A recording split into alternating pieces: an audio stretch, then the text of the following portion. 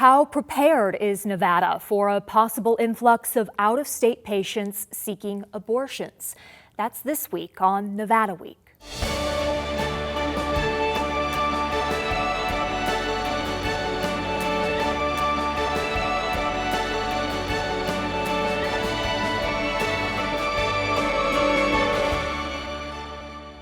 Support for Nevada Week is provided by Senator William H. Hernstadt and additional supporting sponsors. Welcome to Nevada Week. I'm Amber Renee Dixon. Several states have already banned abortion following the U.S. Supreme Court overturning Roe v. Wade. Meanwhile, several other states are set to ban the procedure or restrict it, with 3 of those states neighboring Nevada. Women can still access abortions in Nevada, where abortion is legal within 24 weeks of pregnancy and after 24 weeks if the pregnancy endangers the patient's life or gravely impairs the patient's physical or mental health.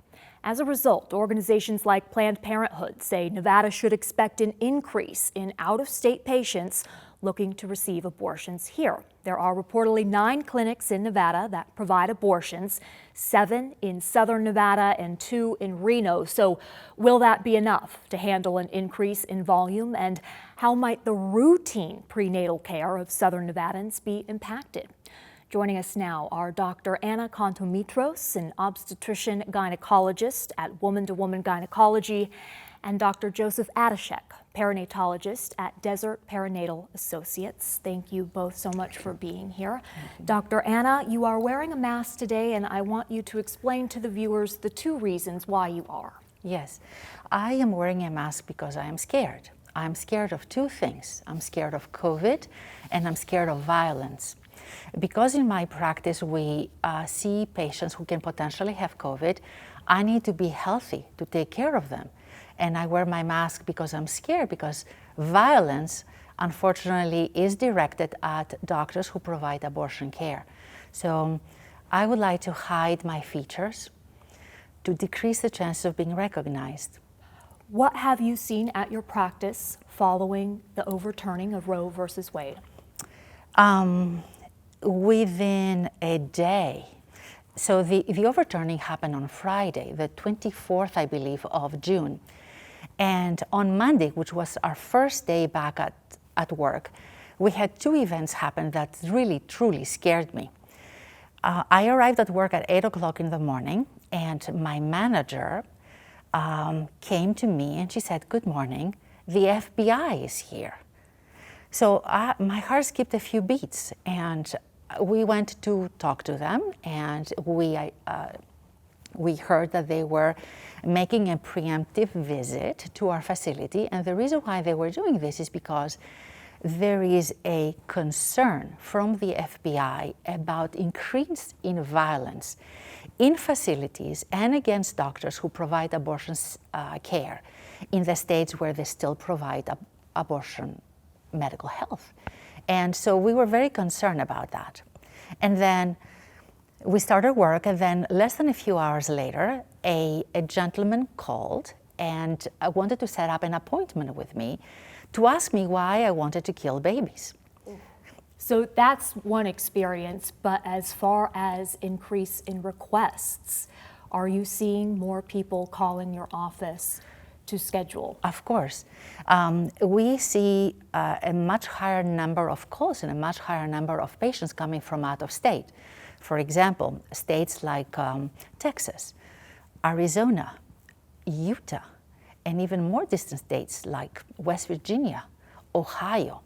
Many patients use our hospitality in Nevada to hide the reasons why they're coming to Nevada. So they are coming here for medical care, but they're coming under the auspices of traveling to Nevada for fun. That is the reason they are telling people that they are Exactly. coming here. In Texas, it was last year when they implemented the 6-week ban. Did you immediately feel the impact after that? Yes. We had patients come from Texas, travel. Many of them stayed for just a day. They came early in the morning. They left home that late afternoon after their procedures, and we had to do both pregnancy termination by pill and by surgery because these patients were beyond the 6-week cutoff. I want to ask you more about that, but I want to get to Dr. Adashek. You are also a local representative with the American Medical Association. From that perspective and what you know of the Las Vegas Valley, how prepared do you think Nevada is for this potential influx? And what are the possible repercussions for pregnant women seeking regular prenatal care? Well, and I also was president of Clark County Medical Society and during the shootings of 1 October, and you're right, and now an AMA delegate. And to start with, what's been fortunate is the American Medical Association has come out with a statement saying that providing abortion is a typical medical care procedure and it should be offered without any restrictions. And the American Congress of Obstetrics Gynecology also has come out with a statement, and Nevada State Medical Association. So we have all these medical groups that have come out with a statement saying it should be typical normal care provided by physicians. Our office, I'll get back to your question in a second, we are just high-risk pregnancy specialists only. So, we get the cases where we do terminations of pregnancy to save the mom's life. Many times that's the reason. Or unfortunately, we see a lot of patients with babies with lethal birth defects. They tend to be a little bit later probably than Dr. Anna sees them, but 20, 22 weeks where they find out that the baby has lethal or near lethal birth defects, no head, which is the anencephaly, or some very terrible birth defects. And by the way, none of these patients expect at the beginning of the pregnancy that they will be talking about termination of pregnancy at 20 weeks. It's just never even a thought in their head. In terms of patients coming to Las Vegas, I don't think we're prepared at all for the influx of all of those patients.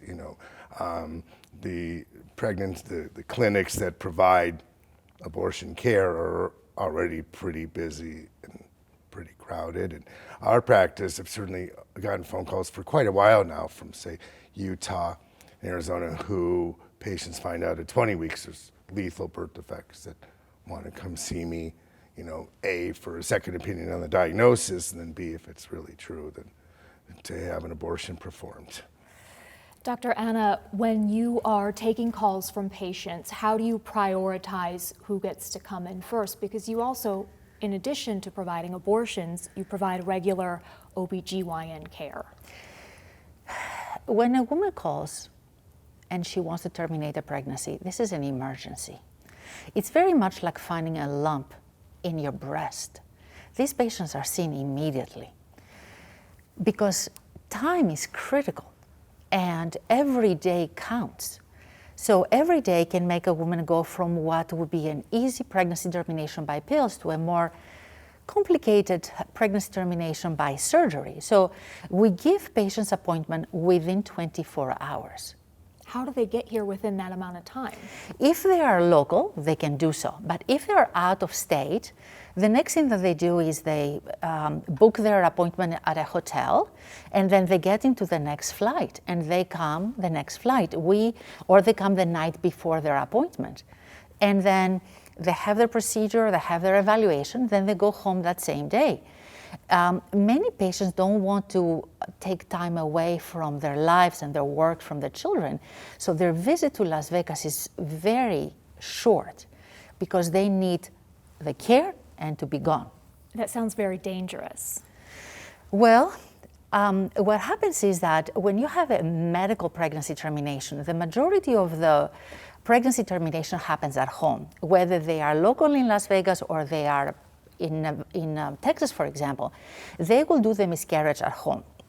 In our office, we offer the pregnancy termination by pill up to 9 weeks, but it can go as high as 10 weeks. But we have to be very judicious about the type of patients we offer this to, because many patients may have clotting conditions, may have abnormalities in their uterus, may have prior cesarean sections, all of which increase the risk of having bleeding after the procedure. So we do send them home with special medication. They have my own personal phone. They call me in the middle of the night and I tell them what to do and what not to do. In fact, we had a patient who had a pregnancy termination who went back home to Texas and was experiencing very heavy bleeding. She was getting ready to go to the emergency room. And I warned her not to go because it was the week before that a woman was arrested for having a pregnancy termination by pills in her own state. She did well. The following day, the bleeding had diminished. She took the medication that we sent her home with, and she was safe. But not being able to tell the truth about your medical care puts you at even a worse risk. Because you go to your doctor, you want to say, I've taken this medication, I have the allergy to this one, and if you actually divulge this information in a state that does not support abortion care, you're castigated.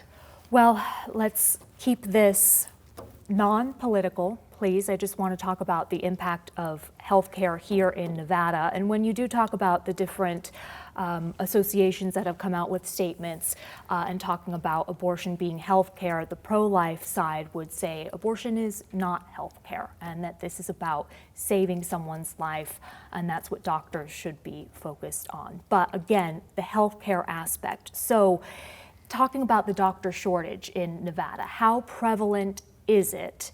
And will the prenatal care of a regular woman who's pregnant be impacted if doctors are overloaded with abortion appointments?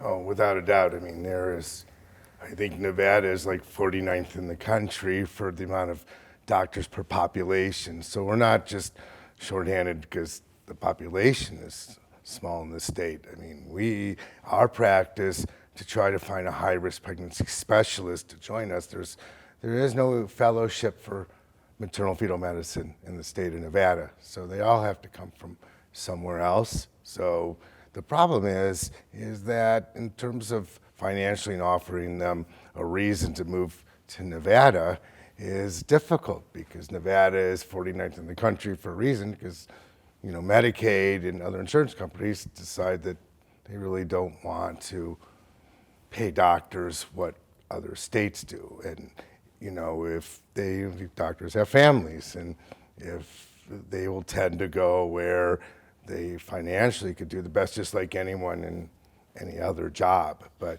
Nevada is especially bad for graduate medical education. In other words, you go to medical school for 4 years and there's not a lot of residency position opens for OBGYNs. And then in my field, you do 4 years of OB-GYN residency and then 3 more years of fellowship. So that's 7 years and after medical school.